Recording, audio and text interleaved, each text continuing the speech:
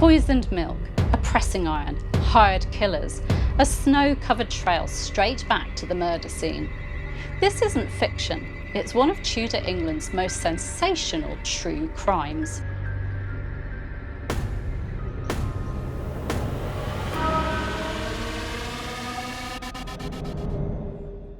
Welcome to the very first episode of Tudor True Crime, where I, historian and author Claire Ridgway, dig into the darkest corners of 16th century life.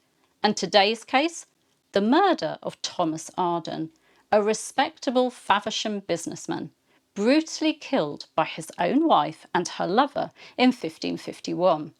It's a tale that shocked the nation, inspired an Elizabethan play, and left a trail of bodies, betrayal, and bloodshed in its wake. So grab a cuppa, or perhaps you might need something stronger, and let's step back in time to 1551, in the reign of King Edward VI, where one Tudor housewife had murder on her mind. This chilling case was so well known in its day that it became the subject of a play first printed in 1592 by London printer Edward White. The play, Arden of Faversham, or in full, The Lamentable and True Tragedy of Master Arden of Faversham in Kent, is often described as one of the earliest domestic tragedies in English drama. It's even been attributed, though debatedly, to literary giants like William Shakespeare, Christopher Marlowe, and Thomas Kyd. There was also a later broadside ballad, proof that the tale captured the imagination of the public for generations. The main source for the play appears to have been Raphael Holinshed's Chronicles, first published in 1577. In it, Holinshed gives an account of the real-life murder of Thomas Arden, a Faversham businessman and one-time mayor of Faversham, on the 15th of February 1551, by none other than his wife Alice and her lover, a tailor named Mosby, sometimes recorded as Moresby or Mosby.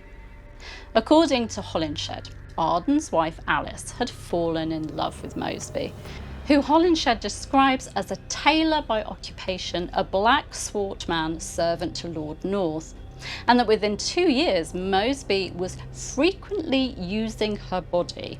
He was visiting Alice at her home and sleeping with her. Arden seemed to be aware of the goings-on, but didn't want to offend his wife, and according to Holinshed, lose the benefit he hoped to gain through some of her friends. So he put up with it, even inviting Mosby to stay in their house. But Alice was in love with Mosby and she hated her husband.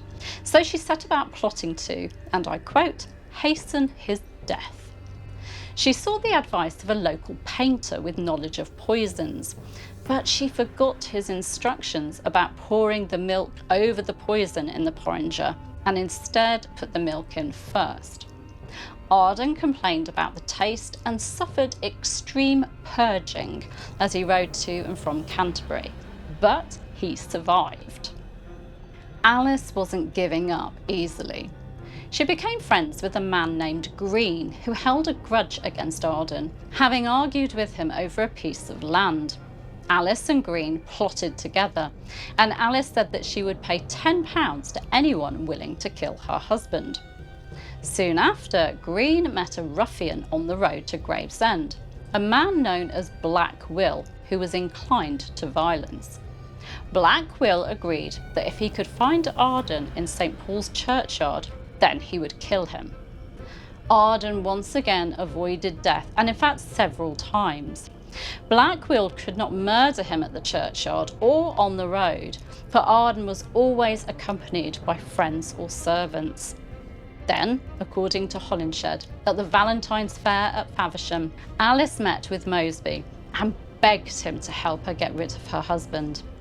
Mosby was hesitant, but finally agreed.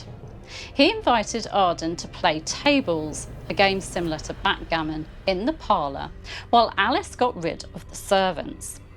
In the parlour, Black Will crept out of his hiding place, threw a towel over the unsuspecting Arden's head and tried to strangle him with it. Mosby then picked up a pressing iron of 14 pounds weight and struck Arden on the head. Arden fell and Blackwell and Moseby dragged him to the counting house, where Blackwell then slashed his face and Alice stabbed him in the chest 7 or 8 times to make sure that he was dead. Blackwell then stole Arden's money and rings, and then he, Moseby and Alice set about cleaning the parlour and hiding the evidence of their dastardly deed. They then resumed their evening as if nothing had happened, feasting, playing music and dancing, all the while keeping the servants away. Later, they carried Arden's body to a local field near the churchyard, leaving him in the snow. Then Alice was tasked with playing the panicked wife and reporting her husband missing. It wasn't long before the Mayor of Faversham and his officers found Arden's body, following footprints in the snow from the body back to the Arden house, where they then found a knife and a bloodied cloth hidden by the well. Under questioning, Alice, Moseby, Blackwell and a servant of the Ardens called Michael, who seems to have also been involved, confessed to the crime and incriminated others involved in the murder plot. Following a trial at Faversham, they were all condemned. The servant Michael was hanged in chains. One of Alice's maids was burnt at the stake. Moseby and his sister were hanged at Smithfield. Alice Arden was burnt at Canterbury on the 14th of March. Green was arrested and hanged a few years later. And Blackwell was burnt at the stake in Flushing. He'd managed to flee to the Low Countries, but justice caught up with him there. Holinshed ends his account with an eerie detail, saying that Thomas Arden had been cursed by a local widow he'd seized land from, so perhaps his death was down to her vengeance. Not only that, the patch of ground where Arden's corpse Not only that, the patch of ground where his corpse had lain in the snow left a bald patch in the grass that was visible for years. Spooky. The story of Thomas Arden's murder is more than a gruesome tale. It's a vivid glimpse into the raw human emotions that played out behind Tudor respectability. Jealousy, betrayal, ambition, and cold-blooded murder. It inspired early theatre, popular literature, and even songs. And yet it was rooted in very real people and a very real crime. And of course, people still murder for love today. Thank you so much for watching the first in my Tudor True Crime series. Don't forget to like this video, subscribe to the channel and hit that notification bell so you don't miss the next gripping case. And I'd love to know, have you heard of the Arden murder or perhaps read the play? See you next time and please do take care.